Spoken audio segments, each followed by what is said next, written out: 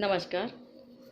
आज हम हिंदी की अत्यंत प्रसिद्ध और लोकप्रिय विधा गज़ल पर चर्चा करेंगे। गज़ल यह अरबी भाषा का शब्द है जिसका अर्थ होता है औरत से बातचीत करना। अच्छी गज़ल वो होती है जिसमें इश्क मोहब्बत की बातें बहुत असर के साथ और सच्चाई के साथ नारी के सामने प्रकट की जाती है। डॉक्टर सरदार मुजावर गज़ल का शाब्दिक अर्थ बताते हुए कहते हैं, औरत से बातचीत करना, फिर ये बातचीत इश्क मोहब्बत की भी हो सकती है या फिर दिल के तड़पन की भी होती है। इससे हम ये संदर्भ लेते हैं कि गज़ल का और औरत का बहुत गहरा रिश्ता है। मुख्य रूप से गज़ल औरत और इश्क के बुनियाद पर खड़ी है। गज़ल का जन्म फारसी भाषा में हुआ और उसे उर्दू वालों ने अपनाया। उर्दू से होते हुए गज़ल हिंदी साहित्य में रूढ़ हो गई। गज़ल जब प्राचीन समय में हम देखते हैं, अपने जो आदिकालीन खड़ी बोली के अत्यंत प्रसिद्ध कवि आमिर खुसरो का जो साहित्य है उसमें गज़ल के तत्व हमें प्राप्त होते हैं, अथवा उनका जो साहित्य है, मुकरिया, पहेलिया और गज़लें, उसमें आदिकालीन साहित्य में ही गज़लों के तत्व विद्यमान रहे हैं।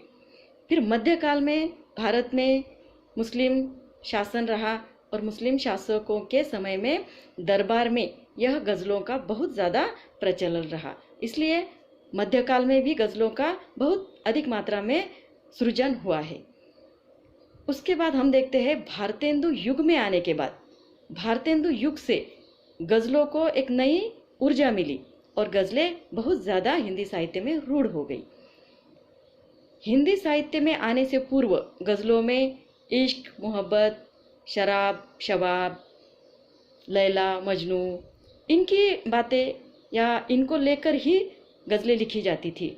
लेकिन हिंदी साहित्य में आने के बाद गज़लों को एक नया मोड़ मिला और इसको नया मोड़ देने वाले मुख्य गज़लकार दुष्यंत कुमार माने जाते हैं। भारतेंदु युग से ही वैसे कई साहित्यकारों ने गज़लों को सामाजिक जीवन से जोड़ दिया था। सामाजिक जीवन से जोड़ने के कारण मानव जीवन से गज़ल का रिश्ता जुड़ गया और गज़ल में मानव जीवन की अभिव्यक्तियां होने लगी। फिर अपने हिंदी साहित्य के बहुत प्रसिद्ध गज़लकार दुष्यंत कुमार माने जाते हैं। दुष्यंत कुमार ने गज़लों को बहुत अधिक लोकप्रियता प्रदान की। दुष्यंत कुमार की गज़ल का एक शेर बहुत प्रसिद्ध है। वह कहते, दुष्यंत कुमार ने अपने गज़लों के माध्यम से भारतीय सामाजिक, राजनीतिक, आर्थिक व्यवस्था पर बहुत गहरा प्रहार किया हुआ है। उनके दो शेर बहुत प्रसिद्ध है। एक उनका पहला शेर रहा, वह भारतीय स्वतंत्रता के 70 वर्षों बाद भी, हम कहते हैं ना 75 वर्ष होने को आए हैं लेकिन फिर भी भारत बहुत पिछड़ा हुआ है, तो वह उस पर बहुत गहरा व्यंग करते हुए नजर आते हैं। दुष्यंत कुमार कहते हैं, कहाँ तो तय था चिरागा हर एक घर के लिए, कहाँ चिराग मयस्सर नहीं शहर के लिए। मतलब इन एक शेर में से, दो पंक्तियों में से दुष्यंत कुमार भारतीय असफल यंत्रणा का या फिर भारतीय स्वतंत्रता से सामान्य मनुष्य की मोहभंग की स्थिति उद्घाटित करते हैं। वह कहते हैं कि भारत जब स्वतंत्र हो रहा था, उस वक्त जब अपने नेता थे उन्होंने बहुत बड़े बड़े वादे जनता से किए थे। उन्होंने कहा था कि पूरा जनजीवन विकसित किया जाएगा, बदल दिया जाएगा, हर एक व्यक्ति के हर एक गांव कस्बों तक रोशनी दी जाएगी, उनका विकास किया जाएगा, सुख सुविधाएं उन तक पहुंचाई जाएगी। लेकिन आज़ादी के इतने वर्षों बाद भी भारत में कोई सुविधाएं या फिर बहुत ज़्यादा विकास भारत का नहीं हुआ है। अभी भी हम देखते हैं कि भारत के गांव कस्बे उसी हाल में हमें दिखाई देते हैं। आज भी गांव कस्बों का हाल बहुत बुरा हमें नजर आता है। इसी प्रकार से उनका दूसरा शेर भी बहुत प्रसिद्ध है।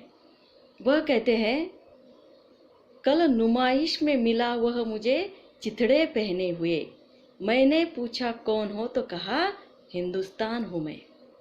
केवल दो ही पंक्तियां हैं, लेकिन इन दो पंक्तियों में, एक शेर में दुष्यंत कुमार जी ने भारत की वास्तविक दशा को बहुत गहराई से व्यक्त किया हुआ है कि भारत किस प्रकार से छिन्न भिन्न है।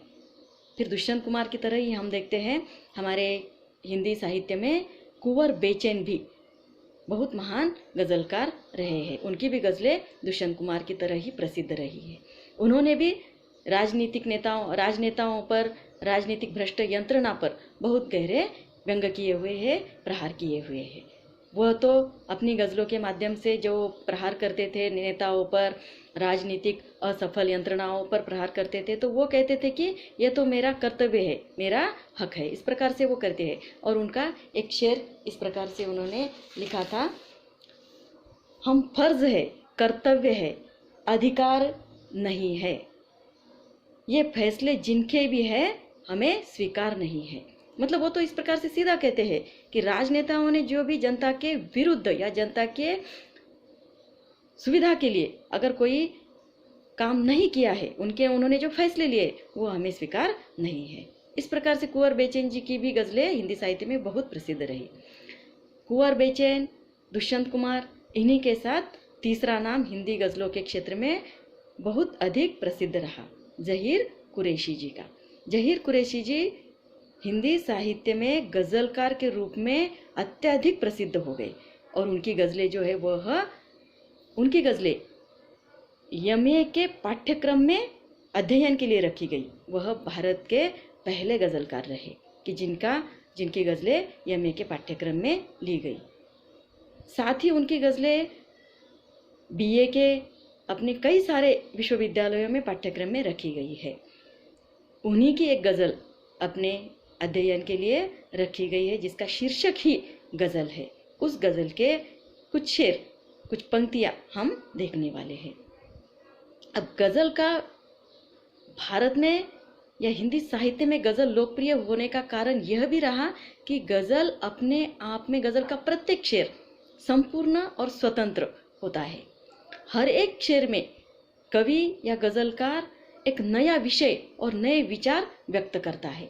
चाहे गज़ल के 10 शेर क्यों न हो, लेकिन 10 शेरों में, हर एक शेर में गज़लकार नए विषय को लेकर अपनी अभिव्यक्ति देता है और इसीलिए गज़ल विदा जो है वह हिंदी साहित्य में बहुत अधिक लोकप्रिय हो गई। अपने जो गज़ल ज़हीर कुरैशी जी की हम देखने वाले हैं, उसका भी जो प्रत्येक शेर है, उस प्रत्येक शेर में कवि ने अलग अलग विषय को लेकर नए नए विचारों को अभिव्यक्ति दी हुई है। उनका पहला शेर हम आज देखेंगे। उनकी दो पंक्तियों के आज पहला शेर हम देखेंगे।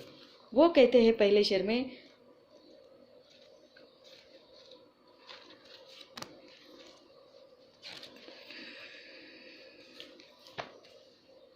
जब भी औरत ने अपनी सीमा रेखा को पार किया, पार गमन